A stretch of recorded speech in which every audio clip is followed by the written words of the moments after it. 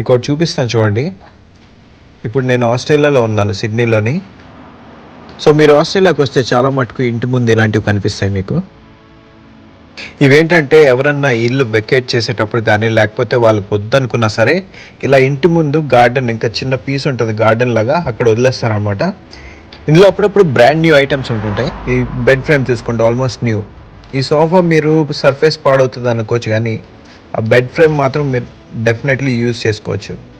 ఇంకా ఈ chair, child chair, ఇంకా ఇలాంటివి స్ట్రీట్కి డైలీ కనిపిస్తూనే ఉంటాయి. ఇందులో బ్రాండ్ న్యూ ఐటమ్స్ కూడా ఉంటాయి. సేమ్ ప్రోడక్ట్స్ మీకు ఆన్లైన్లో సెకండ్ హ్యాండ్ కూడా దొరుకుతూ ఉంటాయి. ఇక్కడ చూసుకోవచ్చు. ఇంకొకరు ఇక్కడ హై చైర్ ఒకటి వదిలేశారు. ఇది కూడా మీకు వర్షం పడకపోతే బాగానే ఉంటుంది, బట్ సర్ఫేస్ పాడవుతుంది అనుకుంటే తీసుకోవచ్చు, లేకపోతే వదిలేయడమే. కౌన్సిల్ వచ్చి, అంటే లోకల్ కౌన్సిల్ వచ్చి తీసుకెళ్ళిపోతారు అనమాట, లోకల్ మున్సిపాలిటీ వాళ్ళు.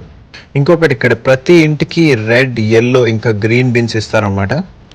రెడ్ ఏమో జనరల్ వేస్ట్కి, ఎల్లో ఏమో పేపర్ బాటిల్స్, ఇలాంటి టిన్స్ అలాంటివి ఎల్లో దానికి, ఇంకా గ్రీన్ ఏమో వెజిటేషన్కి, ఏమైనా మన ప్లాంట్స్ కట్ చేస్తే అది.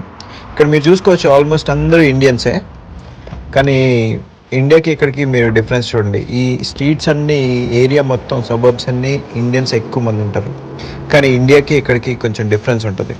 అది మీరే చూసుకోండి. మళ్ళీ కలుద్దాం. Take care. ఇది ప్లే స్కూల్ అనుకుంటా చిన్నపిల్లలకి.